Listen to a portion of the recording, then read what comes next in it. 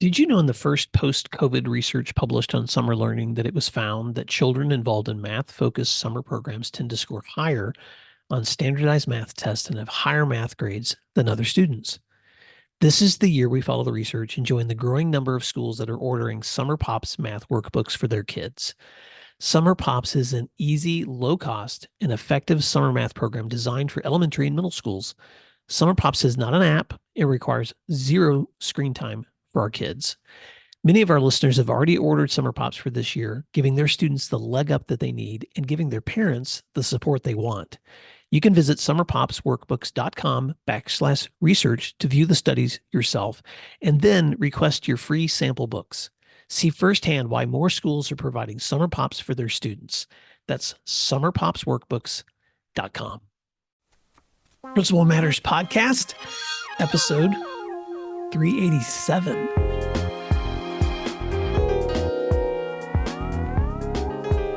Hi, friends. This is Will Parker, host of Principal Matters, the School Leaders Podcast, where each week we bring you inspiring, innovative, and imaginative ideas for your own school leadership.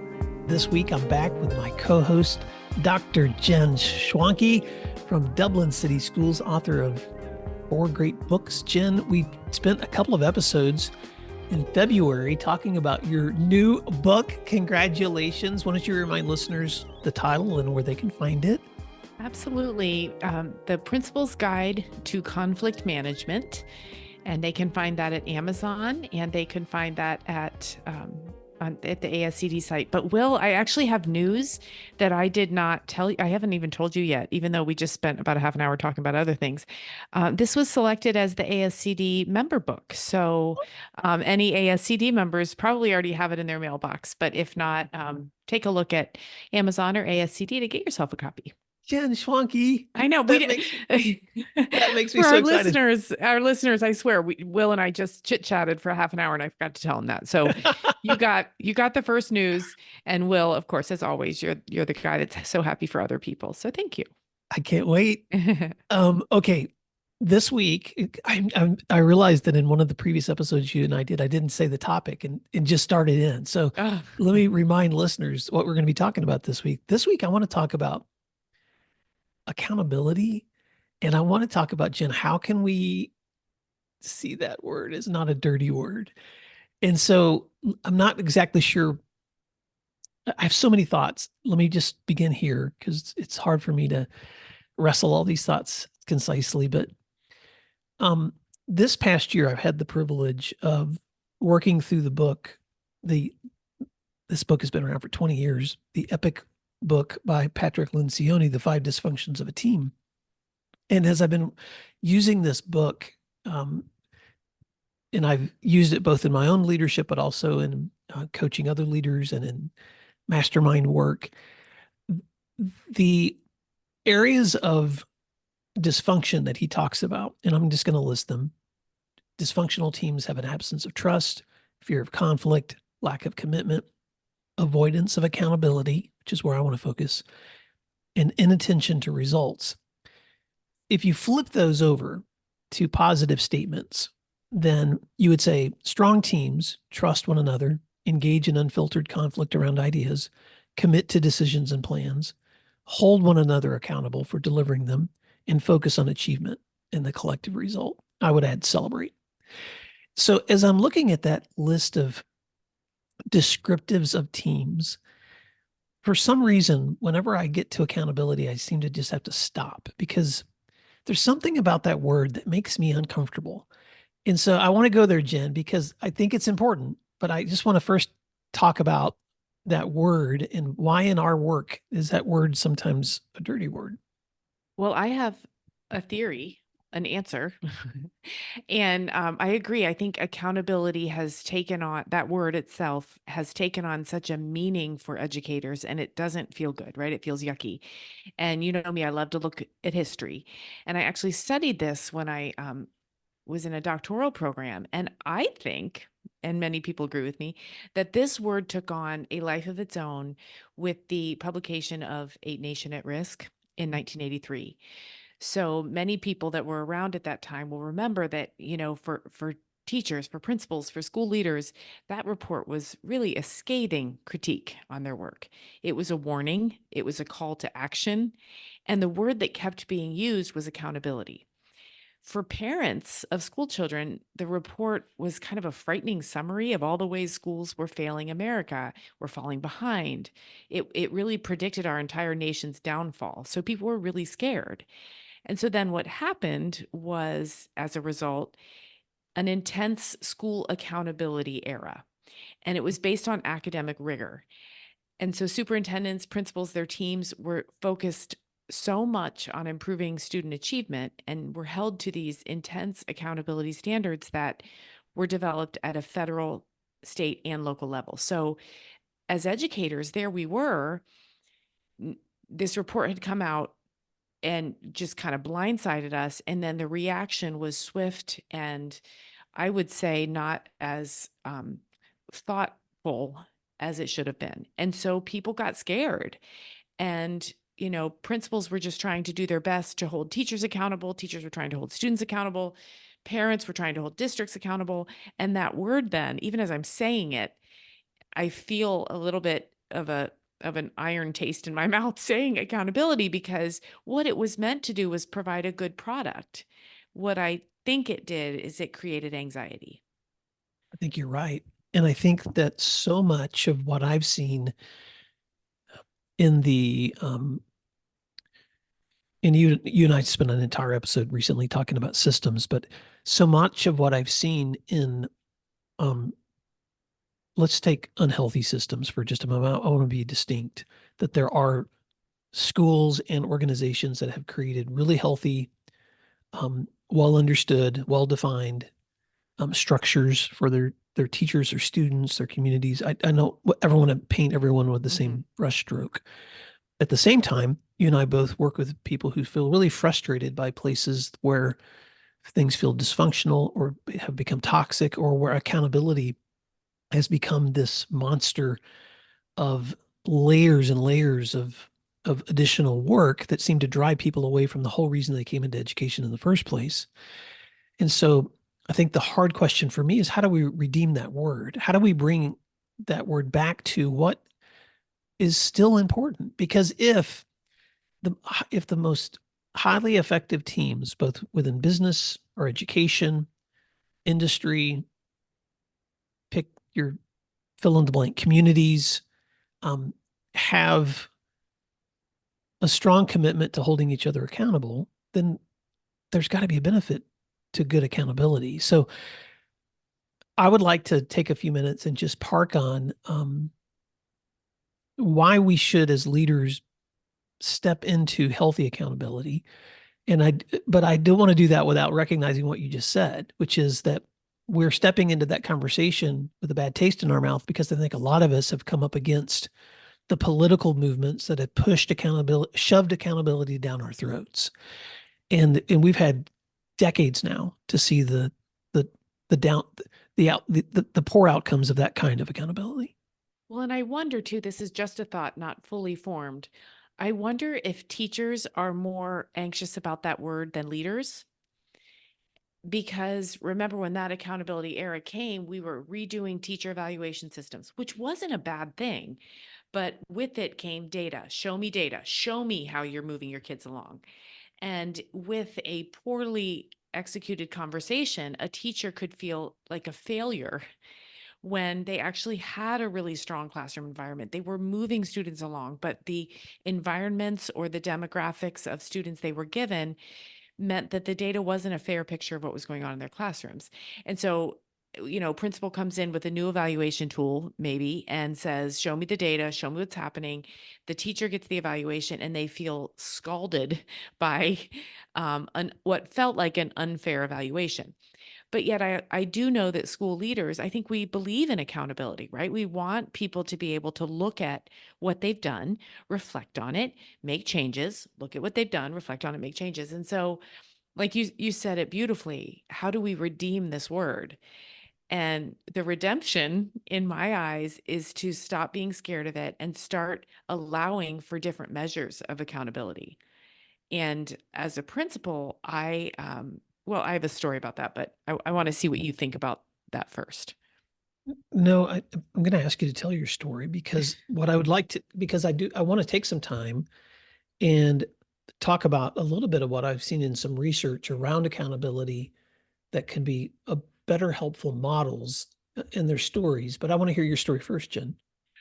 I have a friend, and I mentioned to you offline that I had just been to a college reunion with my college friends, and one of them is worried about her child's teacher. And she said, you know, I'm really worried because I've looked at the data.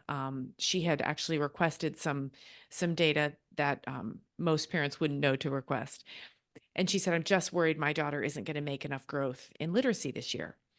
And I said, well, tell me about the, and she was ready, right? She was going to go into the principal. She was going to raise some heck. She did not like this classroom environment. I said, well, hold on. Tell me what a day is like for your daughter. And she said, oh, this teacher is lovely. She's so sweet. And her voice even changed as she's telling me this. She's so kind to the students. Whenever my daughter has a bad day, she calls me or lets me know. But there are very few bad days because the classroom is just a really calming, lovely place, and the students are reading and stuff. I just don't know if they're going to progress as quickly or as fast as I want my daughter to progress. And I said, now think about what you just said. If we use just data as a measure, this teacher may be a failure. But what if your daughter, when she's 49 years old, looks back and says, my teacher in second grade was my favorite. She was gentle, she was kind, she was giving, she was pro conversations with my family, whatever it is. I said, you know, sometimes that one measure that as a nation we have been trained to look for, which is progress, progress, progress, achievement, achievement, achievement. What if that measure is more than it should be? Maybe it's just part of what we want our children to experience. Maybe next year you're going to get the teacher that has those diphthongs and diagrams and all the literacy things. Maybe that will be next year, but school is a journey. And accountability means so many things. And I don't want to offend anybody or have anybody misunderstand me that I say data doesn't matter. I think it's a part of a very complex puzzle. I agree. Um, Let me tell a story that I think will affirm what you just said, Jen. And that is, I came across this story back in 2017. Um, NPR did a showcase of a offshore oil rig that Shell Oil Company had launched called the Ursa. And you may be wondering what in the world does this have to do with education, but the at the time, offshore oil rigs, and I'm from a state with a lot of oil and gas, so this fascinated me. Mhm. But offshore oil rigs have a lot of injuries and fatalities. They're high pressured. Um, there's a lot of high pressured pipes. There's a lot of room for error. And so if a man or a woman working on one of those turns the wrong lever or pushes the wrong button, something could happen. And so they were having high numbers of people on these rigs who were not just being injured, but maimed and dying. Mm. And so when they were getting ready to launch their largest one in the fleet at that time, the the manager of that ship, his name was Rick Fox. Rick was asking himself those hard questions of how do I ensure better safety, but also high productivity in this place? This is our job, but I want these people to live to tell about it. And at the time, and this is a part of that report, he was going through some struggles with his teenage son at home. And so he had hired a counselor to work with him and his son. And he began to develop some really strong communication skills. And so for the first time in his life, he was asking questions and being vulnerable and communicating with his son. And so the person that he was working with was someone who also did this work in not just family settings, but corporate settings. And her name was Claire Nuer. And Claire Nuer was a French citizen whose family had survived the Holocaust. And in her adult life had developed this counseling consulting company. And when Rick recognized her skill set, he said to her, well, could you come to my oil rig? And I would like for you to begin to work with mostly men on this ship to learn how to ask questions and open up when they're making mistakes and admit when they've failed, or acknowledge when someone else has done something that's worth celebrating. And so the result of all of this work that she did with these oil rig workers was that after they launched this oil rig, Shell realized that a year later that they were having 84% fewer accidents than any other rig on the fleet of out at the time, and they had the greatest productivity of all the other rigs. And so there were some professors from both Harvard and Yale who heard the same story, and they went there and were researching the social dynamics happening on the ship. And Jen, they coined this phrase, which I laughed when I heard this.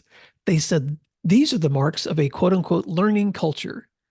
A learn a learning culture is a place where people can admit when they're making mistakes, ask for help, celebrate when someone does something right, be vulnerable with when they about how they're feeling and thinking, and then measure results with celebration. And I was thinking, well, isn't that what we're supposed to be doing in schools? But the reason I wanted to start there is because when I think about accountability, and I get that yucky feeling about how it's been so politicized. But then when I think about the negative, when I think about the positive sides, I think about stories like this. Here's a group of people who, once they learned the importance of that cycle of feedback and reflection and talking to one another and opening up and asking for help, they created a place of stronger accountability.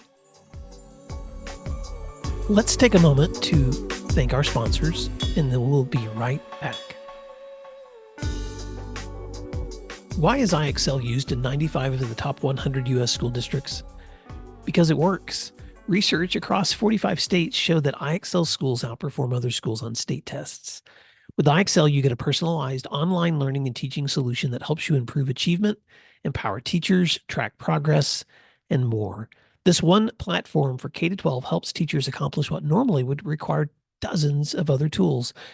For example, as students practice skills, IXL automatically adapts to ensure each learner is always supported and challenged at the right level. IXL also provides every student with a personalized learning plan to help them close knowledge gaps effectively. One of my favorite things about IXL is their personalized test prep tool. For exams like the SAT and ACT, IXL will analyze a student's most recent score and generate a custom list of skills to help them boost their scores. If you want to take the load off of your teachers so they can do their best work, IXL can help. Learn more at IXL.com/PM today. Well, and what strikes me about everything you just said ties me back to what you opened with. And in the book about the dysfunctions of a team, trust is so important, right? And I feel like you can be vulnerable, you can admit your mistakes, and you can ask for help and grow if you trust that nothing bad's going to happen. And it strikes me, again, these aren't necessarily fully formed thoughts, but it strikes me that accountability can be based in fear or it can be based in trust. And if it's based in fear, that's where that yucky feeling we keep talking about comes from. If it's based in trust, then accountability isn't scary. That's why teams can be so powerful. I tell people all the time, I love my team that I work with every day. I trust them implicitly. And when we're in flow, accountability isn't a problem at all. I've said to them, they've said to me, oh, wow, I messed that one up. Oh boy, I'm gonna have to go back and do a redo. Whereas if accountability is based in fear, you would never open your mouth and say, boy, I messed that one up, because you fear what would happen next. And so what that brings us back to is the importance of a trusting environment, trusting colleagues, trusting relationships. And you say that when you think about the important parts of strong teams. I think you even said the first thing is they trust one another. I'm glad you said that, Jen, because I want to bring one other case study that, and again, you know me, I'm a curious person that loves to share what I'm learning with other people. So Principal Manners listeners, I'll put links to these studies in the show notes. But this was something that I heard in December of 2023 on the podcast Hidden Brain. That Shankar Vedantam, who hosts that podcast, was interviewing Amy Edmondson, who from the Harvard Business School had done research on adverse medical experiences in hospitals. And in her research, she was identifying, first of all, just the difference between toxic cultures and healthy cultures within this hospital community. But as she was going through her own results, she found some data that surprised her that seemed to say the opposite. Because as she was identifying these healthy cultures versus toxic, her assumption was healthy cultures will make less mistakes, make less adverse medical diagnoses. But what she discovered was the healthier cultures had higher numbers of reported adverse medical diagnoses than the cultures she was identifying as unhealthy. So she went back into her own surveying and she found this statement that she had asked them to respond to. And the statement was this: mistakes are held against me in my organization. And the toxic culture employees marked that very high, Mm-hmm. where the healthy culture employees marked it as very low. And then the light went off as she began to do more digging into her research into these two examples. And that was that the unhealthy cultures weren't reporting their mistakes and the healthy cultures were. And so I wanted to say that to almost bring it full circle to what you said, Jen. Data doesn't always tell you everything. Mm-mm. Data Right. doesn't always tell you everything. It doesn't tell you anything, everything, and it can be, it's reflective of the eye of the beholder, so to speak. Like you can find, my boss and I joke all the time. We can find data that says what we want it to say. We can. You can find research that says what you want it to say. But in that hospital example, if you just really think about that, toxic teams are scared to admit mistakes. Healthy teams will say, "Oh, I made a mistake." And then the answer is, "Oh, you did? Okay, well let's fix it. Let's work it through." And so in terms of school leaders and how they can apply that and kind of less redeem the word accountability, the first answer to a mistake should probably be like, "Oh, no problem. How can we make it right? Or how can I support you? What do we need to do to work through this?" I worked with somebody once who said, "Oh, I love a good problem because I like to solve it, right? I love to dig in and solve it." And so it strikes me that in the hospital example you gave, that an increase in reporting mistakes also implies a great deal of problem solving, because mistakes are going to happen. We're human beings. They're going to happen all the time. But how you respond to them and how people feel when they make one strikes me as one of the most important parts of accountability, and of making that word not feel so scary. So let's apply this to both the principal and then let's apply this to his or her school. Um, and I'm just thinking of a comment that I heard a friend of mine make who worked in district leadership a couple of years ago. We were having a conversation, and he said to me, "Will, how much longer?" He said this out of frustration. How much longer are we going to create systems within a district where we place people in responsibilities of leading a school, and then we evaluate their performance based on how many fights did they have or how much is their attendance rates? He said we're setting people in these positions of such complexity, and then we have these very narrow ways that we're judging whether they're being effective or not. And he said it out of frustration because he had been that leader, but then when he was in the side of support, he was seeing other people in support roles who were judging leaders based on these metrics that Mhm. aren't always telling the whole Mhm. story. Exactly. And so I want to start there first because some people listening to us may be in, we have a wide range of audience members, aspiring leaders, veteran leaders, people who support leaders.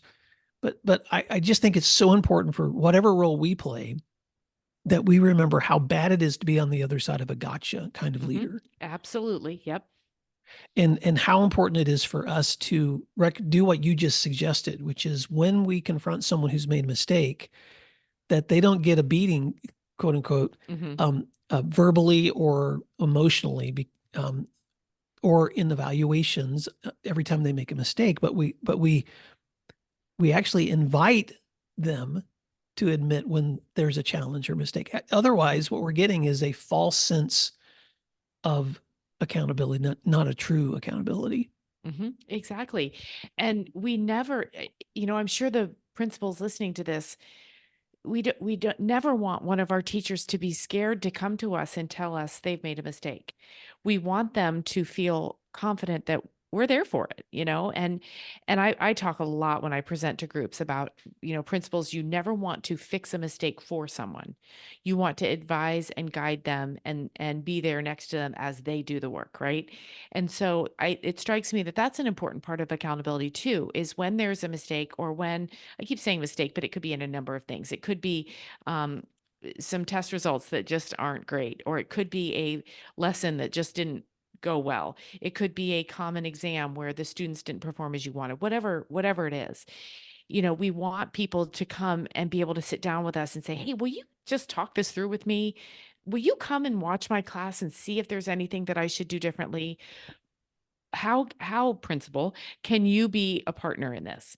And again, the principal's response, I think, in a safe environment, a trusting environment, is more along the lines of, absolutely, I would love to, rather than, well, I'm going to need you to fix this by next year, or we're going to have to mark you developing on your evaluation, right? It should be such a safe environment that everybody comes together when something isn't going as we'd like. Agreed. So let me try to make this as practical as I can too, because when I try to put myself in the mindset of the years I served as a principal, Jen, and I realize how hard it was to complete the work that was individually assigned to me, while at the same time adequately supervising the complexities in the works of other people. It's daunting. It just seems so overwhelming. Like, how Hmm. am I supposed to get all the things done that are my own responsibilities and check in on the people who are managing their own?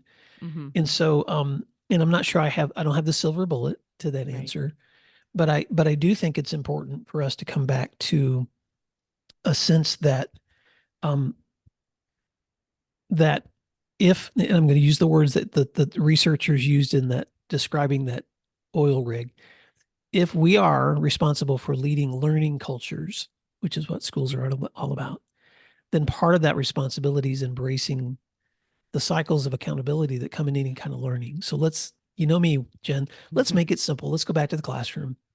And if I'm in the classroom and I'm trying to help students understand a complex idea or a new skill set, then I have to ask those two hard questions that we ask every time, which is, what is it that I wanted them to learn? And then how do I know they learned it? So I get to step back and ask those simple assessment questions. And that same thing applies to my own work and the work of my colleagues and the work when I'm looking at teachers. To make it something more than that turns it into Right. something that's cumbersome, something that's onerous, something that's politically driven. We've got to bring it back to what it's really all about Hmm. if we're going to do accountability, I think, in an effective, trusting way. Absolutely. And we could do an entire episode on student accountability as well, because a lot of the times the accountability measures we're using for teachers are actually on the shoulders of the students and they don't even know. But their own accountability measures are not related in any way to the accountability measures that the adults in their lives are held to. And that's a pretty cabled sweater to unthread there, but it is worth thinking about, how are we holding people accountable? How do we feel held accountable? And who is it that's kind of in the arena with us, to go with Brene Brown? Who's in there with us, um, aligning all these accountability measures and making us feel valued even if things aren't going well? Because really, that's what it's about, right? At the end of the day, we want to feel valued. We want to feel like we went and did some good things with our day. And nobody likes to finish a day feeling like they were held accountable in unfair, unreasonable, irrational, or impossible ways. I think one of the reasons that this book, The Five Dysfunctions of a Team, had me thinking so deeply about this, Jen, is because there's a part in the book where the author is talking about the last area of dysfunction, which is inattention to results. And he makes a point to say that collective bodies, groups of people who tend to not be paying attention to their collective results, Hmm. are often falling into the trap of the individuals within that team being too concerned about their own Hmm. individual results. Right. And so I think those two are connected. I think sometimes that accountability becomes a frustrating thing because we don't realize that both of those things have to be true at the same time. Right. That each person is unique and important, and they each have very important responsibilities for the work that they're doing, and their own self-satisfaction is important. Their autonomy is important. And at the same time, the flip side of that coin is that we're a part of of a complex community that when all of our parts are working well together, then the overall outcome is better for everybody. Right. And so what I tend to see in schools that have systems of accountability or professional learning community conversations, or you fill in the gap, there's all kinds of different measures of ways that we're talking about accountability, is we tend to, I don't know, turn the focus on one but not the other. We forget that Exactly. both are important at the same time. And so I Exactly. just want to give Principal Matters listeners permission as you're thinking about these things to just remember your work is important and your individual autonomy and satisfaction is important. And so is that feeling for the people on your team. Right. But the collective work is important because if we're not collectively doing these things together that are helping everyone achieve and grow, then we're also missing out on why we're here. We're not here for us. We're here to Right. serve. We're here to serve others. Well, and Will, as we record these podcasts, I always imagine principals driving to work, right? It's their commute. And I always imagine them thinking, huh, how does that apply to my school or to me? And I hope that there's some principals out there who hear this as, yes, a coin with two sides, or a Venn diagram where things cross over, or also, I would argue, a pendulum. In education, we are so incredible. We keep repeating this same problem. We go way too far one way, and then we go way too far the other. And I think accountability should be somewhere in the middle. We should use multiple measures. We should not swing one way or another. We shouldn't say test scores are everything, and then say, well, that doesn't feel good. Test scores don't matter. We have to stay in the middle and let accountability stay in the middle too. And part of that is providing grace at times. It's providing support. It's providing trusting environments. And all of that is where I think accountability can become healthy rather than something that is harmful or makes us really, really scared. So at the risk of going long, I want to make one other application. And let me just pick a role. Let me talk to the assistant principal for just a moment. And you have to assistant principals are often involved in a lot of student discipline and behavior management. And so you're facing today, you're going to walk into a situation with a student who's done something that they should not have done. And you're going to be asking two questions at the same time. And these are both connected to accountability. Question one is, what is the best thing I need? What response can I have here that's going to be best for this student sitting right in front of me? And number two, what is my best response that for the student, keeping in mind the impact that my decision will have on this whole community? Hmm. So I've got to think about the student, but then I have to think about the effect of my decision on the whole community. Hmm. And then I have to ask myself the question, how does the interest of this student and the whole community go hand in hand so that I'm making the wisest choice here so that I'm serving both? Right. I'm not going to add a word to that because I think you just dropped the mic. I mean, you didn't literally. I can still see your mic, but yes. Yes, so I think so that's a great way to wrap up what we've been saying right there. yeah, so Principal Matters listeners, if accountability seems like a dirty word to you, it's probably because it's been applied in a way that makes you uncomfortable, um, either toward you or maybe you've applied it towards others in ways that make them uncomfortable. So I just want to welcome us back to the perspective that helps us just keep those tensions in mind so that hopefully, as we're building teams that are trustworthy, that aren't afraid of conflict, that are committed to one another, that don't avoid accountability, and that have good results for our students and our school communities, we're doing it in a way that we keep people and the whole all in mind at the same time. Well, Jen, thanks for letting me just think about this with you today. And Principal Manners listeners, I want to thank you for being a part of today's conversation. Please reach back to Jen or to me if you've got questions, if you've got topics you want us to talk about on this show, or if you want to reach out to either of us as we're building our calendars for this coming school year, working with your staff or working with you individually or being a part of the professional development that you're doing. Jen, how can folks reach out to you? They can find me at jenschwanke@gmail.com or my website, which, by the way, is going to have a refresh in the next few weeks, jenschwanke.com. So don't look at it. Well, wait a minute. By the time this airs, I think they can look at it. So yeah, so go to jenschwanke.com, or you can go to my website at williamdparker.com. Either way, we would love to hear from you. So until next time, thanks for doing what matters. We'll talk to you soon. Ooh, thanks, everyone. Find free resources like this one at williamdparker.com. Subscribe for our free weekly newsletter, which contains bonus material, and also check out the links for Grow Academies, Masterminds, Executive Coaching, and Keynote presentations from my books, as well as from Principal Matters Associates. You can find out more under our speakers tab at williamdparker.com. Thank you for learning together, and thank you for doing what matters.